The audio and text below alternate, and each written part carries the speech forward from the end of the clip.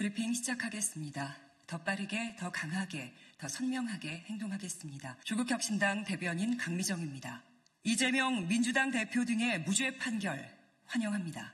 이재명 더불어민주당 대표의 위증교사 혐의 1심 무죄 판결을 환영합니다. 아울러 김학의 불법 출금 사건 관련해 고초를 겪었던 조국혁신당의 차규근 의원, 이광철 3년은 너무 길다 특별위원회 총괄 간사, 이규원 대변인, 이들의 2심 무죄 판결도 환영합니다. 두 사건 모두 윤석열 검찰 독재 정권의 주축인 일부 정치 검사들의 먼지털이식 수사, 무리한 기소라는 공통점이 있었습니다. 사법부에 의해 바로 잡힌 겁니다. 중형선고를 간절히 바라던 용산 대통령실과 국민의힘은 이제 하늘을 보고 짖을 겁니까? 진실을 잠시 가릴 수는 있습니다.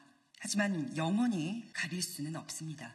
윤석열 김건희 공동정권이 잊지도 않은 죄를 뒤집어 씌워도 사법정의를 바로 세우고자 하는 사법부는 이를 물리칠 수 있다는 평범한 사실이 바로 오늘 증명되었습니다. 동트기 전 새벽이 가장 어둡다고 했습니다. 역사는 더디지만 반드시 진보합니다. 윤석열 김건희 부부의 의혹 앞에서는 애완견이 되고 그들의 정치적 경쟁자들에 대해서는 사나운 사냥개가 되는 정치 검찰의 시대도 조만간 막을 내릴 것입니다. 조국혁신당이 맨 앞에서 가장 마지막까지 그렇게 만들 것입니다. 브리핑 이어하겠습니다. 니마, 그 휴대폰 버리지 마오.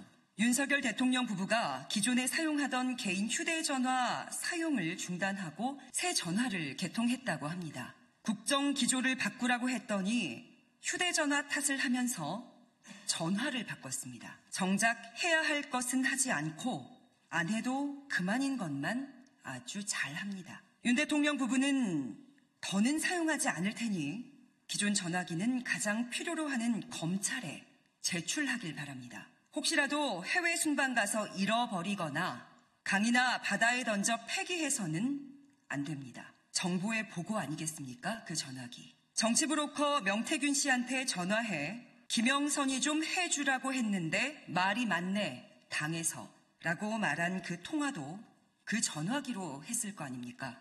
혹시라도 윤 대통령 부부가 기존 전화기를 분실하거나 파손하는 그 순간 증거 인멸이 됩니다.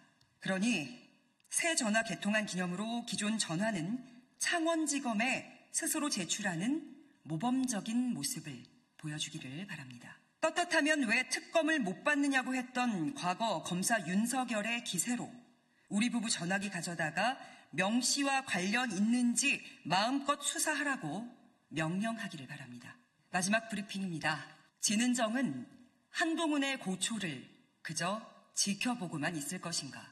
진은정 변호사님, 국민의힘 당원 게시판에 한동훈 대표 가족 명의로 올라온 윤석열 대통령 부부 비방글에 대해 장해찬 전 국민의힘 최고위원이 진은정 변호사가 주도했다고 주장하고 있습니다.